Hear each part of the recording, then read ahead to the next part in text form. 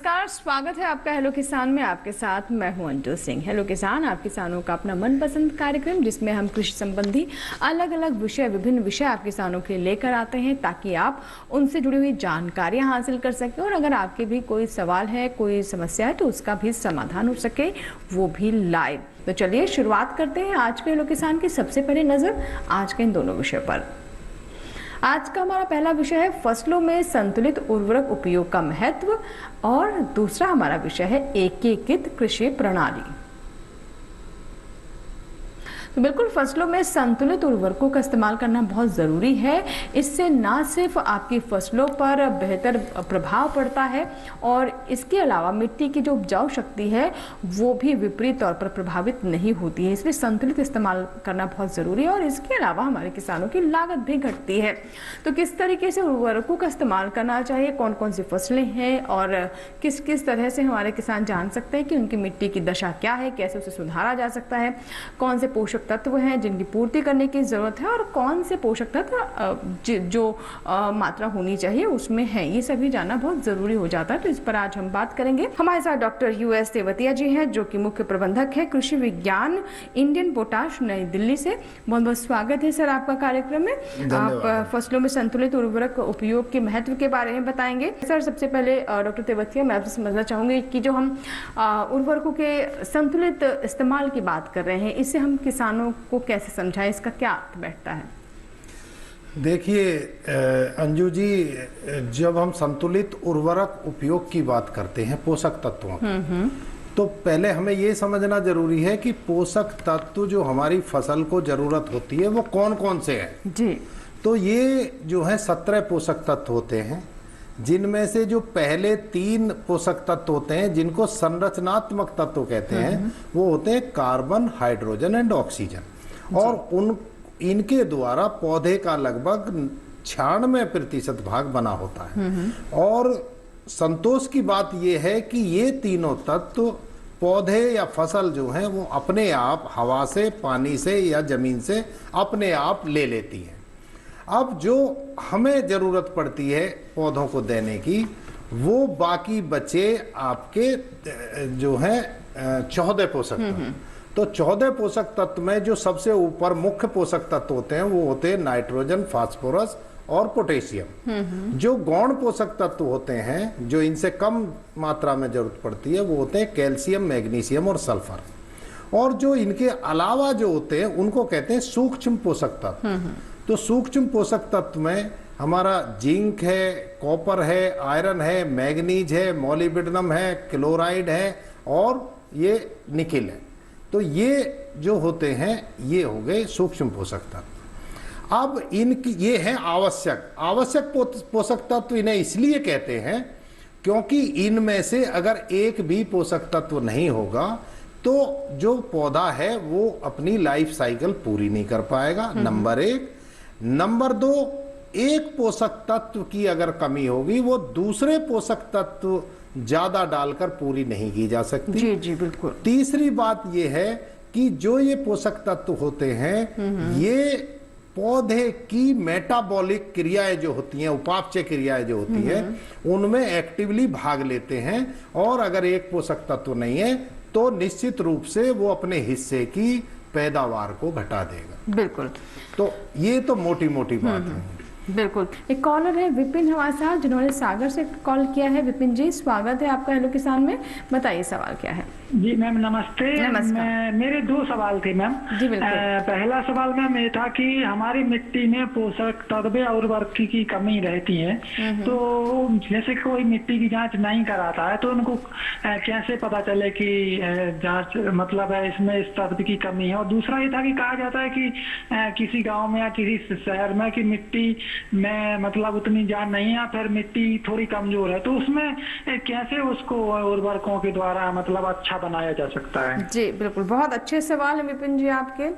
और मैं पूछती हूँ उससे पहले आपने ये सवाल पूछ लिए सर। पहला सवाल तो उनका यही कि हालांकि मैं ये कहूँगी कि अगर मिट्टी की जांच नहीं करवा रहे हैं तो ज़रूर कराएं, लेकिन आपका सवाल ये था कि अगर वो मिट्टी की जांच कोई नहीं करवाता तो उसे कैसे पता चले कि कौन से पोषक तत्वों की कमी है। तो सर पहले ही सवाल से शुरुआत करते हैं। जी किसान भाइयों, देखिए विपिन जी अगर आप मिट्टी बिना टेस्ट करें जानना चाहते हैं कि मिट्टी में किस पोषक तत्व की कमी है, तो देखिए ये तो पता नहीं चल पाएगा कि किस पोषक तत्व की कमी है, लेकिन आपको ये पता चल जाएगा जब आपकी फसल कमजोर होगी कि मेरी जमीन में कुछ ना कुछ कमी है। बिल्कुल। अब देखिए जैसे शरीर में ब्लड में क्या कमी है आपको टेस्ट कराने पे ही पता चलेगा। दूसरी बात, आपको पानी धारण क्षमता उसकी कैसी है, ऑर्गेनिक मैटर उसमें कैसा है। अगर उसमें पानी धारण क्षमता नहीं है तो उसमें फिर ऑर्गेनिक मैटर की कमी है। ऑर्गेनिक मैटर का मतलब है कि उसमें जैविक खाद की कमी है। देखिए अगर आप जैविक खाद डालेंगे तो जैविक खाद में सारे ही तत्व होते हैं, तो होते कम मात्रा में लेकिन सारे होते हैं और उसका बड़ा अच्छा लाभ फसल को मिलता है। तो मैं तो ये सजेस्ट करूंगा कि सब जगह आजकल मृदा टेस्ट करने के लिए सुविधाएं हैं। हर एक डिस्ट्रिक्ट में प्रयोगशालाएं हैं, गवर्नमेंट की हैं, और उसके अलावा जो फर्टिलाइजर कंपनी है उनकी भी अपनी प्रयोगशालाएं हैं।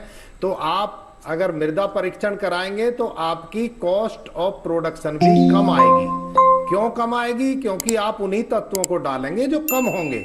बिना पता किए आप क्या है कि आप यूरिया ज्यादा डालेंगे, डीएपी ज्यादा डालेंगे, तो और आपके में अगर जिंक की सल्फर की कमी है तो इनसे यूरिया डीएपी से तो सल्फर और जिंक की कमी पूरी नहीं होगी, तो आपकी फसल को समुचित लाभ नहीं मिल पाएगा।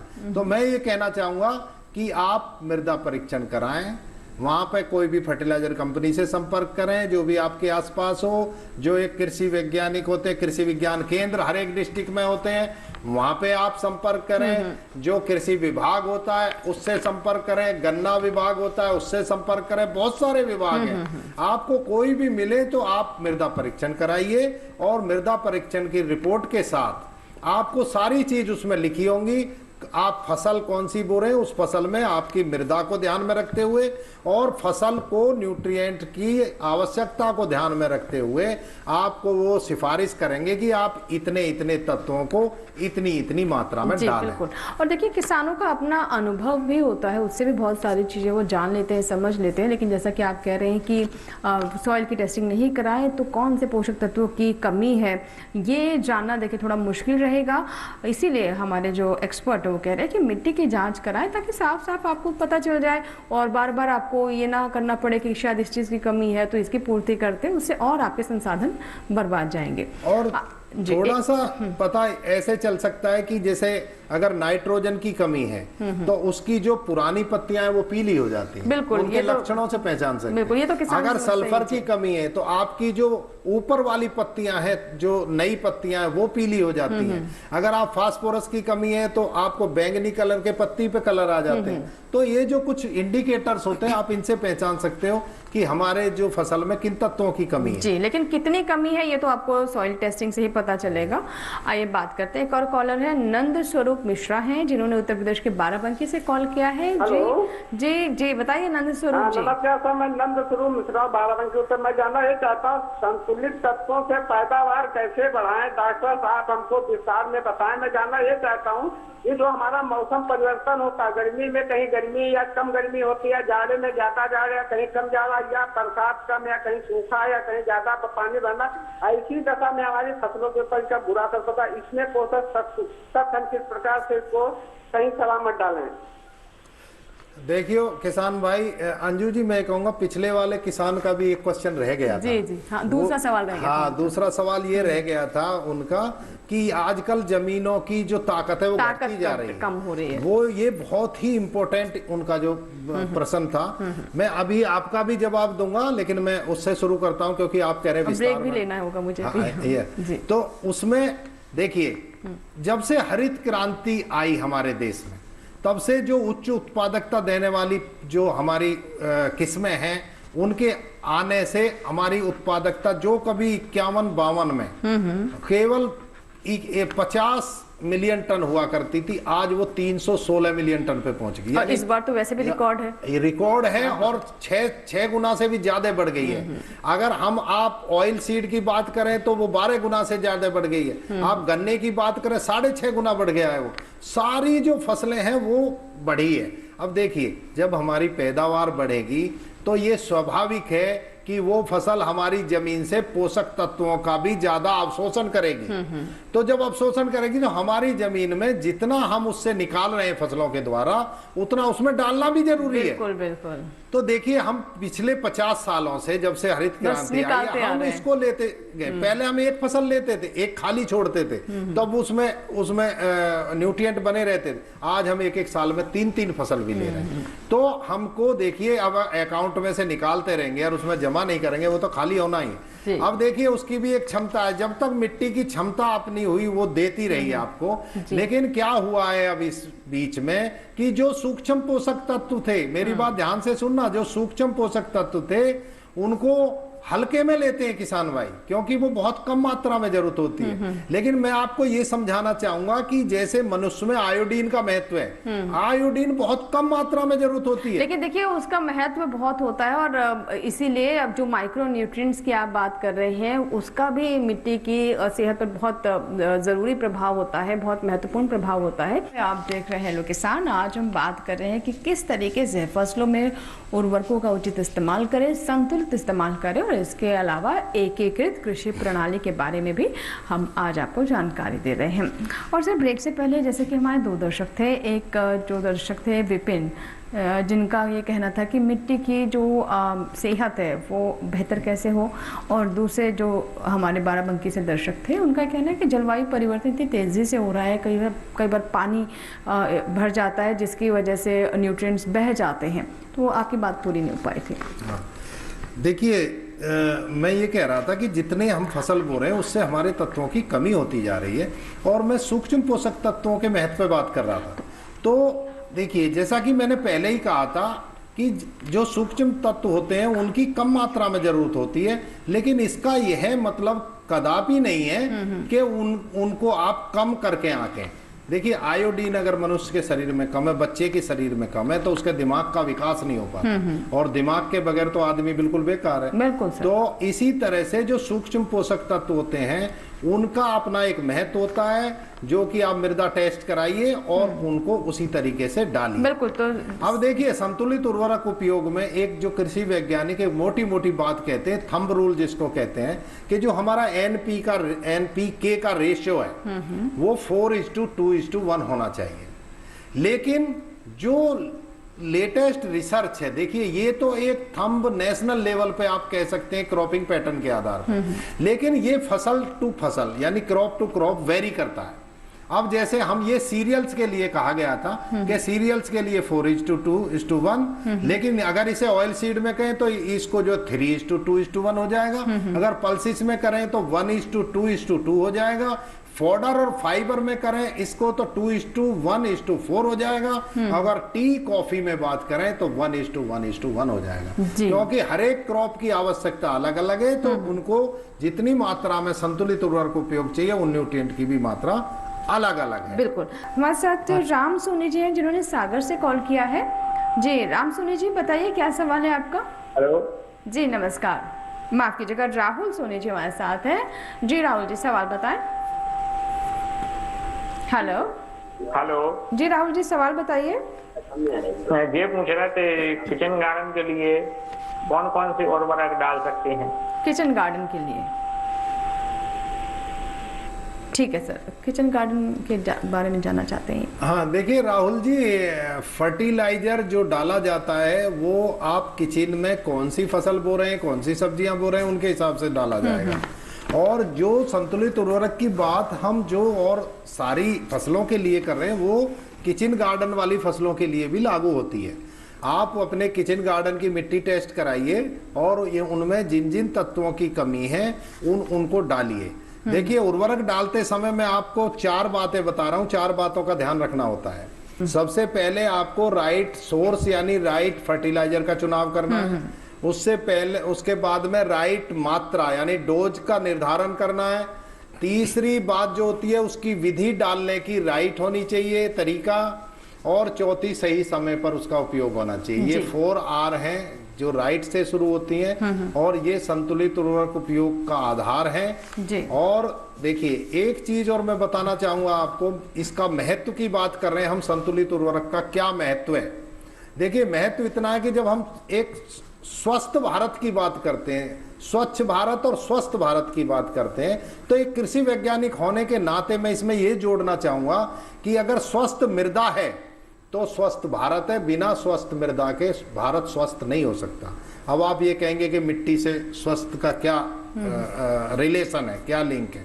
देखिए, जो तत्व हमारे फसलों को जरूरत होते हैं, लगभग सारे मोस्टली वही तत्व मनुष्यों के शरीर को जरूरत होते हैं। जो जमीन में तत्व होंगे वही फसलों में आएंगे, वो फसलों में आएंगे तो वही फूड चेन में आएंगे, फूड में आएंगे, और वही मनुष्यों के शरीर में आएंगे। अगर हमारी मृदा में पोषक तत्वों की कमी है तो हमारे शरीर में भी तत्वों की कमी होगी, और वो दिखाई भी दे रही है। आप पहले के जमाने के और आज के जमाने के, आप फूड में जो कहते हैं कि जमीन में ताकत घट गई, फिर कहते हैं अनाज में ताकत घट गई, और फिर कहते हैं कि जो हमारे मनुष्यों की है वो जो है इनकी इम्यूनिटी जो है वो घट गई। तो वो सारा मृदा से शुरू होता है। एक तो तत्वों की कमी हो जाती है, नंबर 2, जब मृदा में हमारे पोषक तत्वों की कमी होगी, हमारी फसल कमजोर होगी। फसल कमजोर होगी, कीड़े और बीमारियों का अटैक ज्यादा होगा, जैसे कमजोर आदमी पर होता है ऐसे ही कमजोर फसल पर होगा। फिर किसान भाई हमारे उस पे पेस्टिसाइड का स्प्रे करेंगे। तो एक तो पोषक तत्वों की कमी आ रही है मनुष्यों के शरीर में, ऊपर से फिर जहरीले मॉलिक्यूल भी उसके साथ आएंगे जो कि उससे भी ज्यादा खतरनाक, वो भी फूड चेन का। तो देखिए, ये स्वस्थ जो है जहरीली चीजें प्लस न्यूट्रिएंट की कमी जो शरीर में आ रही है मनुष्यों के, वो मृदा से ही रिलेशन है उनका। अगर हमारी मृदा स्वस्थ होगी तभी हमारा भारत स्वस्थ हो सकता है। तो ये महत्व है संतुलित उर्वरक उपयोग का। और देखिए, ये महत्व इसलिए और बढ़ जाता है कि जब से हमारी हरित क्रांति आई है, हमारे इसमें नाइट्रोजन का 90% डेफिशिएंसी है, फास्फोरस की 80% है, 70% पोटाश की है, जिंक की 41% है,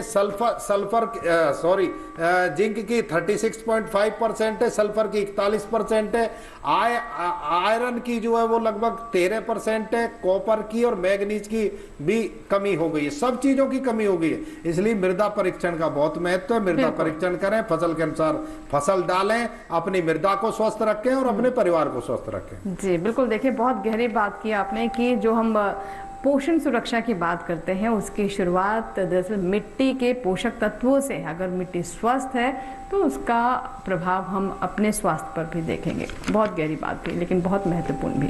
सर, जैसे कि आप ब्रेक से पहले बताए थे कि 4R यानी 4R जो है, जिसमें राइट फर्टिलाइज़र, राइट डोज और राइट इसके अलावा आपने बताया न्यूट्रिशन और राइट टाइम, तो ये किस तरीके से हमारे किसान समझें? देखिए, राइट सोर्स या राइट फर्टिलाइजर से मतलब ये है कि हमारी मृदा में जिस फर्टिलाइजर की कमी है हम उसको ध्यान में रखते हुए, प्लस जो हमारी फसल की आवश्यकता उसमें उसको ध्यान में रखकर हम फर्टिलाइजर का चुनाव करें कि ये फर्टिलाइजर हमको डालना है। नंबर 2 होता है कि आप मात्रा उसमें कितनी डालें, ये होता है। तीसरा होता है कि मेथड, किस मेथड से अप्लाई करें, और चौथा होता है राइट टाइम। अब देखिए, मृदा परीक्षण करने के बाद में किसान ये चुनाव कर लेगा, उसमें रिकमेंडेशन होगी आप ये फर्टिलाइजर डालिए। मात्रा की भी निर्धारण सॉइल टेस्टिंग रिपोर्ट में आ जाती है। अब मैं बात शुरू करूंगा मेथड से। मेथड बहुत इंपॉर्टेंट है। अगर आपको सही कार्य क्षमता या एफिशिएंसी जिसको कहते हैं वो फर्टिलाइजर से लेनी है तो। अच्छा सर, मैं आपको यहाँ पर रोकना चाहूंगी। एक कॉलर है, पहले उनका सवाल भी लेते हैं साथ साथ में। हमारे साथ नईमुद्दीन जी जिन्होंने झांसी से कॉल किया है। जी बताइए। नमस्कार साहब। जी नमस्कार, बताइए क्या सवाल है आपका? मेरे निवेदन ये है मैम कि जैसे मेरी 1 हेक्टेयर की फसल में मूंग की दाल बोई हुई थी, तो उसमें अति वर्षा के कारण मेरी ये फसल खराब हो गई, तो मैंने जुताई कर दी। तो इसमें मुझे कितने तत्व भूमि में धरती में प्राप्त हो जाएंगे और मुझे इसका लाभ रबी की फसल में कितना मिल जाएगा तत्वों की, जैसे नाइट्रोजन है या फास्फोरस, मुझे कितनी आपूर्ति इसमें मिल जाएगी इसका लाभ नाइट्रोजन का या फास्फोरस का मूंग की फसल से जो मिट्टी में मिल जाएगा? देखिए, हम 4R के बारे में ही चर्चा कर रहे थे सर, तो इसी से जुड़ा सवाल भी। देखिए किसान भाई, आप बिल्कुल सही कह रहे हैं नईमुद्दीन जी। अब की बार जैसे ही फली बनी मूंग में और बारिश हो गई तो वो उसमें फंगस फंगस लग के वो खराब हो गई हैं और वो आपने उसकी जुताई कर दी होगी, वो एक हरी खाद के रूप में काम करेगी। उसमें ऑर्गेनिक मैटर भी मिलेगा, उसमें सारे तत्व होते हैं जो एक फसल को जरूरत होती है, क्योंकि फसल का पूरा फॉलिएज जो है वो आपने जमीन में मिला दिया है। उसमें कितनी मात्रा में मिला है वो उस पर डिपेंड करता है कि आपकी फसल कैसी थी। अगर बहुत अच्छी फसल थी तो ज्यादा न्यूट्रिएंट मिलेंगे, और अगर देखिए जुताई के बाद में और आपने वो खुला छोड़ दिया और सूख गया खेत, तो वो ऑर्गेनिक मैटर सूख जाता है, उससे कम मिलेंगे। अगर आपने पानी लगा के उसको गला सड़ा दिया हरे कोई, तो उससे भूमि में ज्यादा पोषक तत्व मिलेंगे। तो ये बहुत सारी चीजों पर डिपेंड करता है कि उससे कितने पोषक तत्व मिलेंगे।